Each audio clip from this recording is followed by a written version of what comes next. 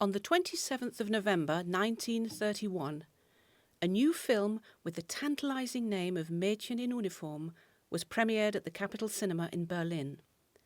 It came from the studios of Karl Fröhlich, a very well-known name to German cinemagoers, a production of the Deutsches Filmgemeinschaft. The women who made it were in the audience.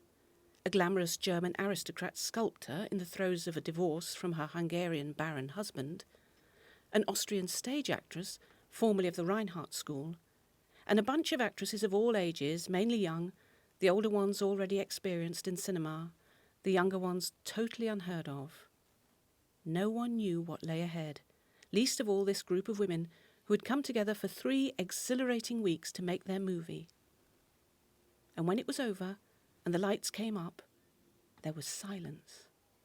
And then a sudden cascade of fervent applause. They loved it. They absolutely loved it. You're listening to The Kiss, the story of the women who made a movie masterpiece, and this is episode 10, 20 more meters of kissing.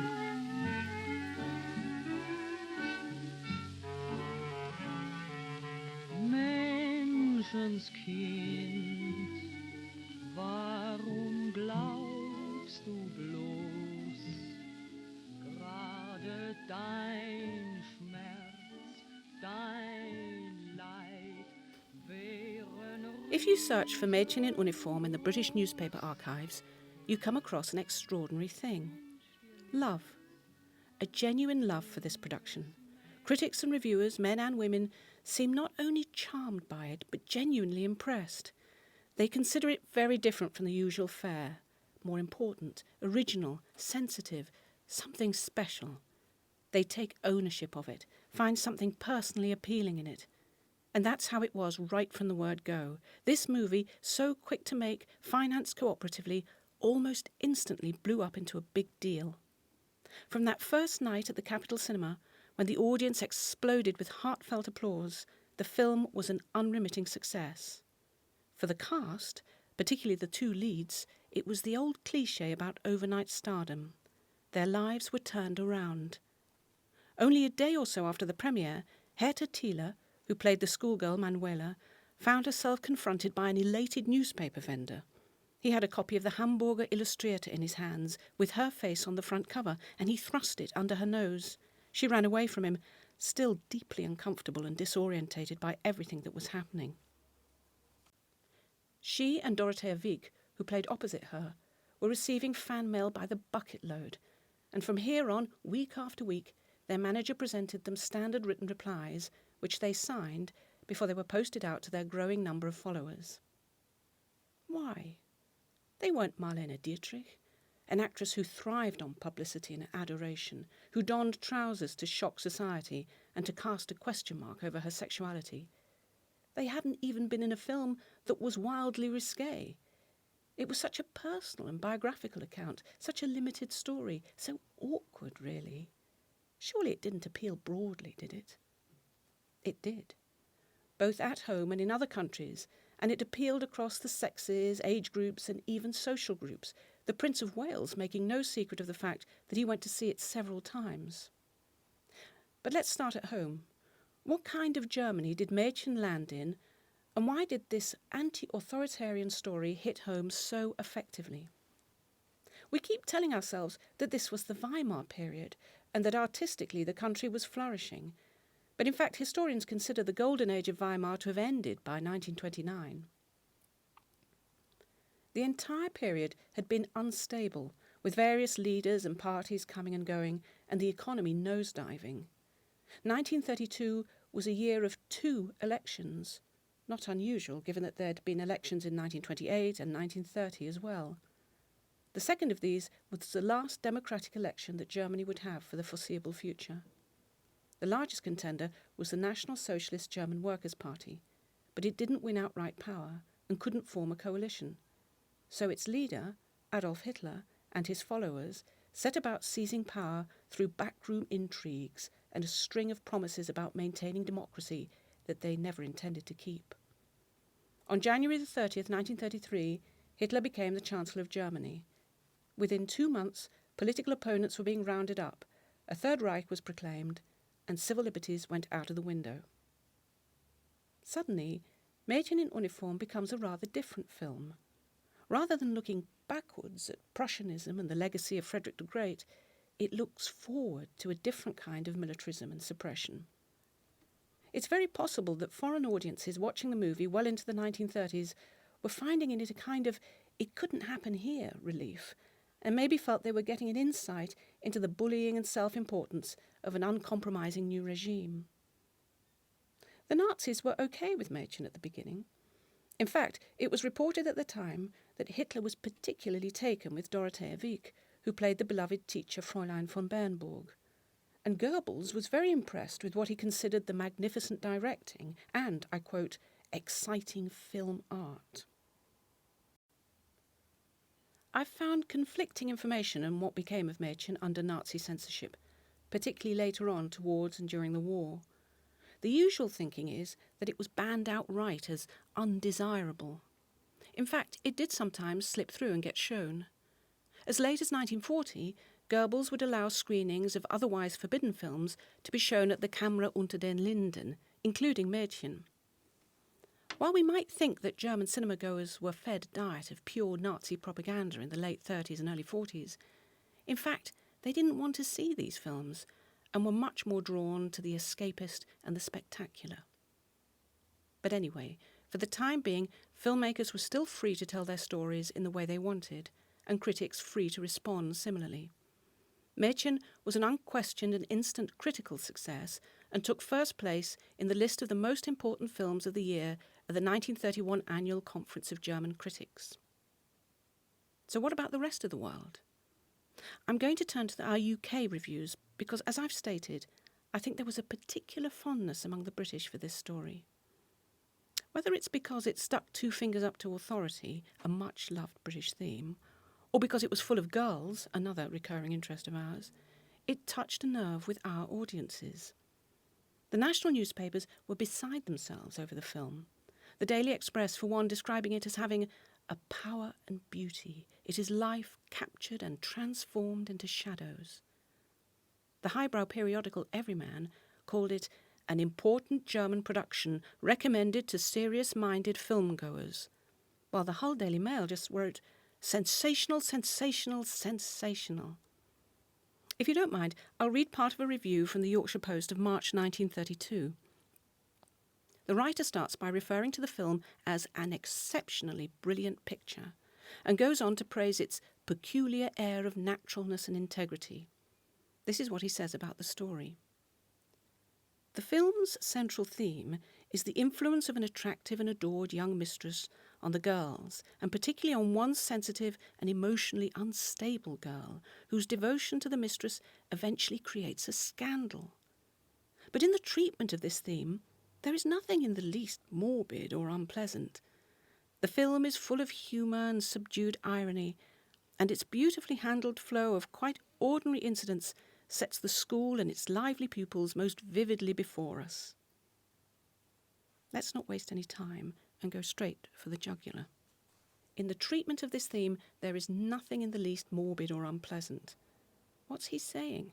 Let's assume it's a he. He's saying, I think, thank God you can read this story in two ways, as a girl's longing for maternal love and as something more, well, sexual. But thank the Lord it's not too overt or graphic. How they didn't find that kiss graphic, I don't know. Or maybe, just maybe, the kiss was found to be beautiful, because it was between two beautiful young women, and it had been reached naturally, and as I've said before, with the pacing and build-up of a love story. It's an extraordinary testament to the film's honest and original handling of the issue of same-sex love that it was not only accepted and understood by mainstream audiences around the world, but taken to heart and thought about and discussed. After all, that line, what you call sin, I call the great spirit of love in all its forms, could not have passed by without some heated discussion. I say it was accepted by everyone. In fact, the censors in America were not keen, and the film was on the point of being banned when Eleanor Roosevelt felt she should step in and give it her full endorsement. At that point, she was just about to assume the position of First Lady, and feeling low at the prospect that she might have to curtail her political activities and melt into the background in time-honoured First Lady fashion. In fact, she found ways of asserting herself and carving out an influential role. Standing up for this controversial foreign film may well have been one of her first acts of defiance and influence. Anyway, we shouldn't over-egg it. Mädchen received only a very limited run in the United States, despite the First Lady championing it. Critically, the film was unstintingly lauded. It won the audience vote for technical excellence at the Venice Film Festival in 1932 and was named Best Foreign Language Film in a major Japanese cinema award in 1934. Critical success doesn't always sit comfortably with popularity, but it does in this case.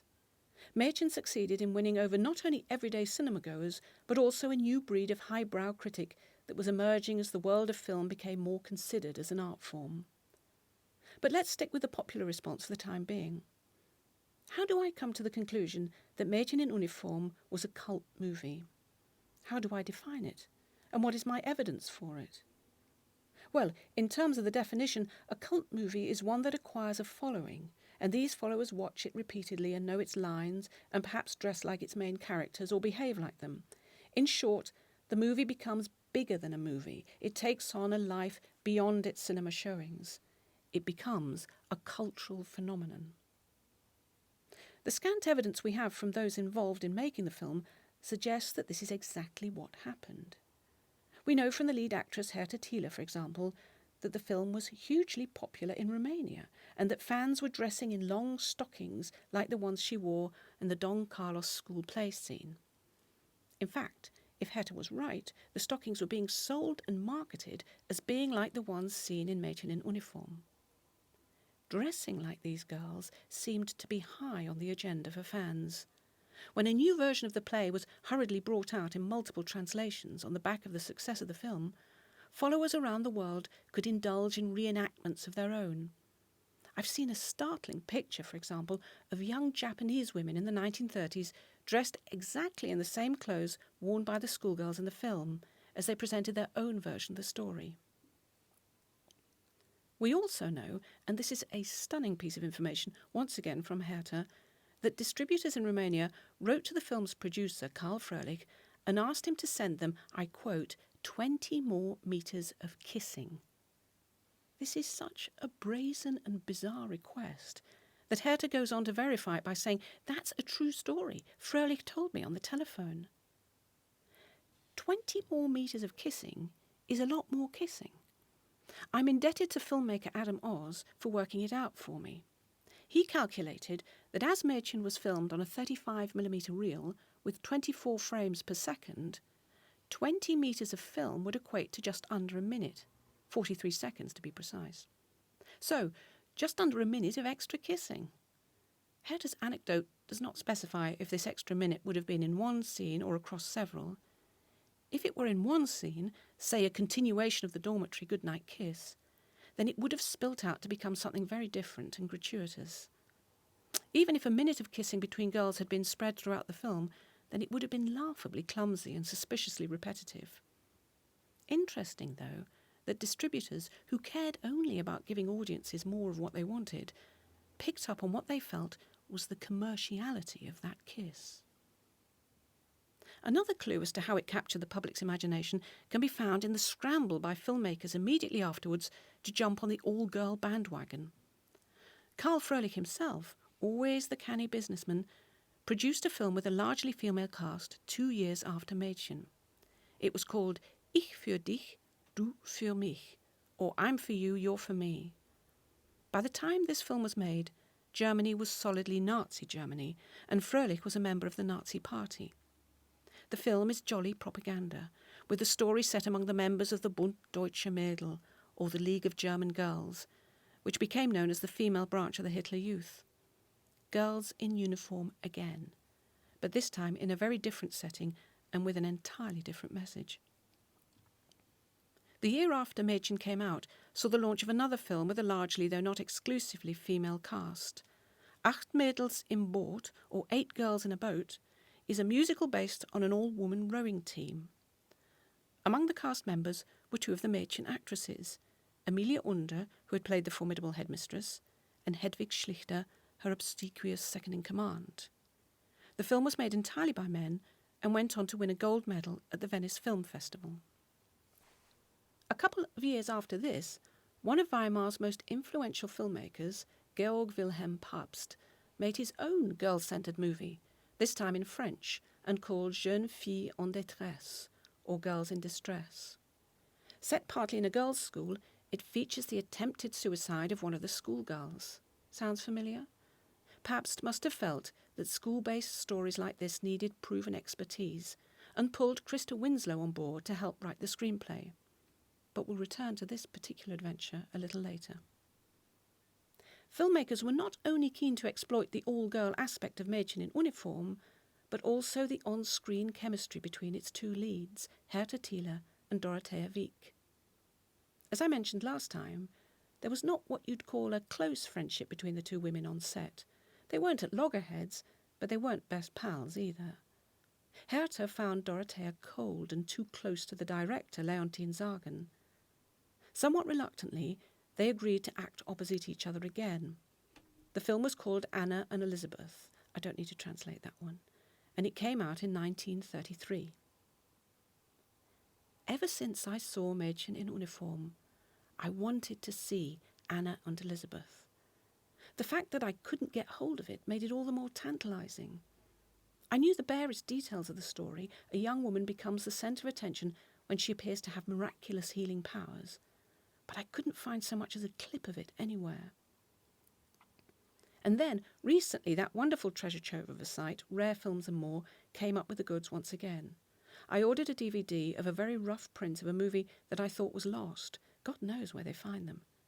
Anna and Elizabeth reputedly once again revisited the homoerotic relationship played out by Herta and Dorothea in Mädchen, and I wanted to know if this film was merely cashing in on what the earlier one had achieved. It wasn't.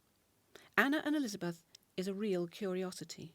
All it has in common with Mädchen is a lot of close-ups of Herta and Dorothea and a lot of longing looks. Homoerotic it ain't. Or if it is, it's so submerged that it's beyond a modern audience, certainly beyond me. No, it definitely stands alone and is not a companion piece to Mädchen, despite being marketed at the time as the film that brought Thiele and Wieck back together. The story, in brief, is about a young woman called Anna, Herta Thiele, who prays fervently beside her brother's deathbed, only to find that it seems to have worked and he survives. Word gets round the local community, and she acquires a reputation as a miraculous healer. A rich woman called Elizabeth, who is confined to a wheelchair, hears about the girl's powers and insists Anna is brought to her. Somehow or other, Elizabeth regains the use of her legs, and from that point on, she's a passionate advocate of Anna's miraculous powers. Anna is increasingly uncomfortable with the attention, and when she refuses to take her gifts to the wider world, Elizabeth is distraught and inexplicably jumps down a quarry. It's dark and very dramatic. Its style veers all over the place, but it does have some very original moments, technically speaking, particularly in the opening scenes. Dorothea, who was so subtle and mesmerising in Mädchen, is somewhat overexposed and melodramatic in this part. Herta, whimsical and engaging in Mädchen, is slight and lost. There are scenes where they simply stare into each other's faces, which I suppose is where the lesbian element is supposed to come in. Most of the film was shot on location in Italy, and there are some semi-verite style scenes with villagers running down to the harbour to get a glimpse of the miracle worker arriving by boat, which all feels rather New Testament. The use of light and contrast is exceptionally good. The script is not astounding. Herta and Dorothea made a very important stipulation when they appeared in this movie. They wanted to be paid a wage, and they wanted it up front. Why? Well, because they'd learnt a very hard lesson about collective filmmaking with Mädchen in Uniform. In the previous episode, I pointed out that Mädchen was made on a modest budget of 55,000 Reichsmarks, with the cast and crew passing up a full wage in return for any profits that the film went on to make. They also invested their own money in the project. As I said, this was not unusual procedure, though noteworthy in such a successful feature. These pictures were being made by small independent studios and would never have happened without this communal investment. In fact, the final cost of making Mädchen was far less than the original estimated budget of 220,000 marks. Herta recalled that while her daily wage would have been 100 marks, she was in fact paid 25. All told, she was paid 3,200 marks at the end of shooting. Now, the film was said to have brought in a whopping 6 million marks by the end of 1934. None of the women who worked on the film, including the director or writer, got anything like a fair share of this amazing profit. They were told that the film's Jewish distributor had run off with the money. In fact, Herta knew this was not the case, having come across the man a few years later and discovered that they were as penniless as each other. Karl Froelich, of course, is thought to have done very well out of it, as did other co-producers and senior colleagues. Leontine Zagen, the director, accepted at the beginning that because none of the women were considered prominent in the film world, they would have to take a small percentage of the profits. But she was just as shocked as Herta by how little they made out of such a huge international success. She estimated that she made about 5,000 Reichmarks out of the picture and blamed the Nazis for taking the percentages that were her due. The bulk of the profits, she said, went to Froelich. What's more, travelling in New York a few years later, she came across a poster outside a cinema announcing Karl Froelich's Mädchen in Uniform. Mädchen was so enormously popular worldwide and ran for so long that this 6 million is probably the tip of the iceberg. While one of the claims to the fame of this movie is that it was made on a shoestring budget and as a collective, the sad truth is that the people who made it a success got zero financial benefit from it. So, what became of our two lead actresses? The feisty, uncompromising Herta Thiele, who played the heroine Manuela, and the striking, poised Dorothea Wieck, who played her beloved Fräulein von Bernburg. Dorothea, as you'd expect, was in sudden demand, not just in Germany but abroad. At home she appeared in some high-profile movies, including The Student of Prague opposite Anton Walbruck. And then Hollywood called. Of course it did. She'd been in a worldwide hit and was young and beautiful. She answered the call and signed to Paramount, for whom she starred in 2 movies in 1933. The first, Cradle Song, failed to make much of an impact. The second, Miss Fane's Baby is Stolen, a comedy drama about the kidnap of a film star's child, certainly impressed the critics. I've seen it, and she's wonderful, effervescent and charming, and of course very glamorous. And yet you can almost sense her discomfort in the role. Her accent is very strong, and she seems to make up for it with a jittery physicality. A bit like Anna and Elizabeth, she gives her all, throws herself into it, almost as though she needs to convince herself as much as us. The American audiences didn't warm to her, and Hollywood wasn't going to give anyone a second chance if she wasn't a potential goldmine. A German accent was not necessarily a drawback, as Marlene Dietrich and Hedy Lamarr could testify, but all the same it didn't work out for Dorothea. Perhaps she didn't want it to. Perhaps she couldn't see herself as a Hollywood star and wanted to go home. One of my abiding images of Dorothea is one that I came across by chance and knocked me for 6. I was in Berlin and had visited the Film Museum. It's a fantastic place, and part of it a shrine to Germany's biggest cinematic export, Marlene Dietrich. Strolling past a glass case, I did a double take beside a small photograph of Marlene. She's sitting at a restaurant table, possibly a studio canteen, and she's staring straight at the camera in full look-at-me get-up of masculine suit and tie, black beret and dark glasses, her trademark wisp-thin eyebrows just visible over the shades. Sitting beside her is a young woman dressed demurely in a blouse and woolen sweater and felt hat, stirring a large cup of coffee. Anyone comes across as mousy beside Marlene, but this young woman looks laughably unstarry and extremely awkward. And then suddenly it hit me. This is Dorothea. She's been photographed sitting beside her fellow countrywoman for a publicity shot, along the lines of, "Here come the Germans." Poor Dorothea looked so unhappy and uncomfortable, not keen on playing the publicity game at all. While her acting career didn't suffer, she made films into the 1960s, her Hollywood experiment was short-lived and perhaps humiliating for that reason. She certainly made more films than her Mädchen co-star Herta Thiele, but then Herta could be said to have chosen some more interesting vehicles. And what's more, Herta was more prepared to rock the boat and do things her way. Apart from Mädchen in Uniform, Herta is now best remembered for her role in the left-wing classic Kule Vampa. The film was dreamt up and written by Bertolt Brecht and directed by the Bulgarian Zlatan Dudov. It's a socialist document with a poor family at its centre. Herta plays Annie, the daughter, who is buffeted from one crisis to the next.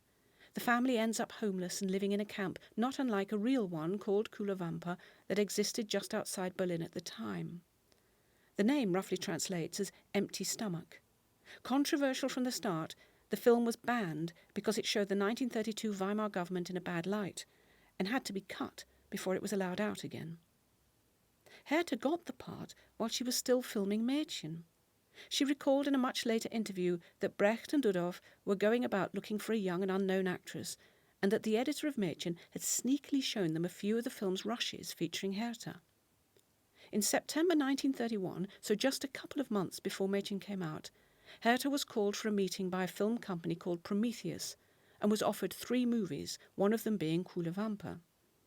She had heard of Brecht at that point, but she was not politically active. Appearing in the film, being exposed to ideological debate, created in her a new passion for socialism. It also gave her a new haircut, which may seem a frivolous point to make, but in fact her short hair is significant. It was Brecht who insisted on it. He wanted it short and with a very low parting at one side. She said the change of style was unnerving at first, but she grew to love it. To use her words, she felt comfortable, free, and, not unlike Krista in trousers, transformed. What's more, she never changed it. Even as an elderly lady, she wore her hair in exactly the same style, telling people that Brecht had wanted it cut that way, and that's the way it would stay. Herta was married briefly in this period to the German actor Heinz Klingenberg. They appeared together in 2 movies in 1932, and then a year later, just as Adolf Hitler was coming to power, Klingenberg played the lead in a film called S.A. Man Brandt, which roughly translates as Brandt the Stormtrooper. It portrays the path chosen by an ordinary bloke in joining the Sturmabteilung in a bid to stamp out the threat of communists. I can't imagine Herta was too pleased with this choice, and I don't know how long after that they remained together, but her husband's association with propaganda must have rankled. Herta also found her way back into a boarding school story, playing the lead in the 1933 film called Elisabeth und der Narr, or Elizabeth and the Jester. I wonder how keen she was to reprise the role of a schoolgirl. The fact that it was directed by the very successful and well-known Metropolis screenwriter Thea von Harbu may have spurred her on. For us, this film is most notable for the fact that it was her last in Germany for a very long time. Herta was about to make the decision that confronted so many of her fellow film workers: play your part in a new era of Nazi-controlled filmmaking or don't work at all. Herta was asked by the newly appointed propaganda minister Joseph Goebbels to come on board and help make films glorifying the Third Reich. She gave him short shrift. "I don't just blow with the wind and change my political allegiances like that," she told him. Karl Fröhlich, the movie veteran who had produced Mädchen in Uniform, was making the opposite decision. For him, throwing his lot in with the Nazis meant he could carry on doing what he loved, making good, well-received movies and doing it unmolested by the authorities. In fact, he became part of the authorities, eventually in charge of the country's film association, the Reichsfilmkammer. Herta came to believe that Fröhlich was instrumental in getting her thrown out of the German film scene, though oddly never held it against him. Such was her fondness for him from the Mädchen days. But she couldn't stay. Without official endorsement, it was almost impossible for an actor to get any meaningful work. In 1937, Herta Thiele, who only a few years earlier had run from adoring fans and seen her face on the cover of magazines, left Germany for Switzerland with no idea what would become of her career. But she was not the only one of the Mädchen women to leave Germany. In fact, there was quite an exodus among them. And in the next episode, we'll find out how Leontine, the director, fared in this post-Mädchen world, and why she soon realised that she could never go back to the place of her biggest success.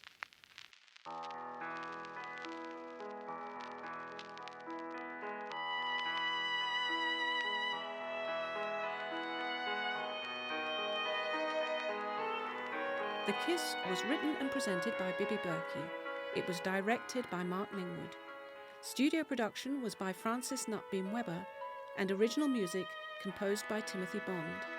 It was brought to you by Tempest Productions.